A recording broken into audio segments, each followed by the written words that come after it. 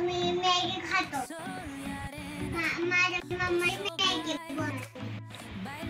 खूप टेस्टी लागते. तुम्हाला पण खायची ना?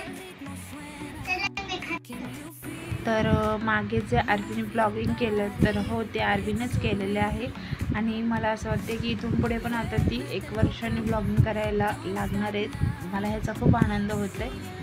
तर काही नाही, ठीक आहे, चलू द्या, माझ्यानंतर पण पुढेच तिलाच करायचं आहे. सो इथं इव्हिनिंगचा आरवी मस्त असा चहा पेत होती आणि शक्यतो मी जास्त देत नाही, पण मी जेव्हा पेल तेव्हा कधीतरी मी देत असते. आणि इथे संध्याकाळची मस्त अशी ती झोप खात आहे आणि झोपायची स्टाईल पण खूप मस्त असतं. तुम्हाला काही काही क्लिप्स मी पुढे दाखवणारच आहे. तर सकाळी सकाळी इथं आरवी पप्पासोबत गावात गेली होती आणि नारळ पाणी घेऊन आलेली ती. आणि नारळ पाणी खूप आवडतं तिला. आणि लहान मुलांसाठी महिन्यातून 1-2 वेळा तुम्हाला जसं जमेल तसे लहान मुलांना नारळ पाणी नक्की देत जा. पाणी पण कमी होत नाही आणि शरीरासाठी पण चांगलं असतं. सो त्याच्यानंतर मग आम्ही पुढे आलो रोडला.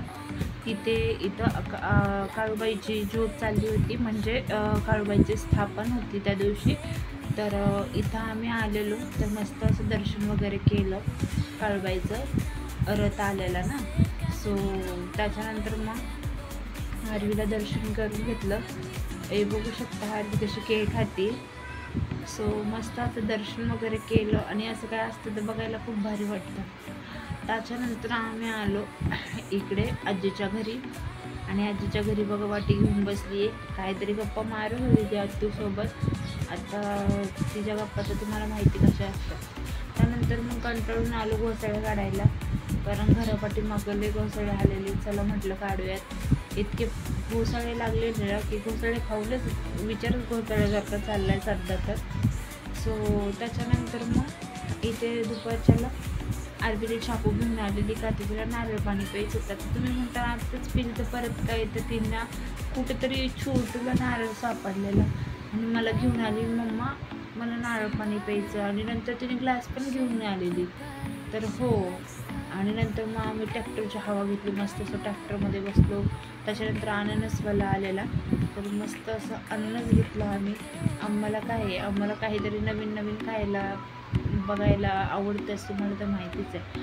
त्याच्यानंतर चाललो आई काळूबाईचं दर्शन करायला. आणि एवढे मोठे कपाशी झालेली ना की आरवीला चालतंच आहे ना, मग घेतलं कडवतीला आणि नंतर आलो. मग आरवी मस्त असे दर्शन करत होती.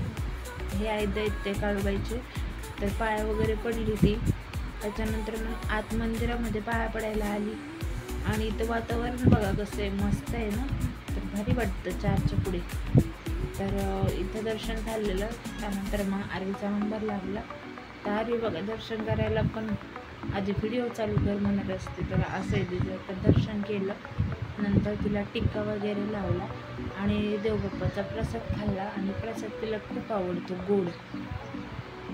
सो आजच्यासाठी एवढाच ब्लॉग आवडला असेल तर लाईक करा, शेअर करा, सबस्क्राईब करा.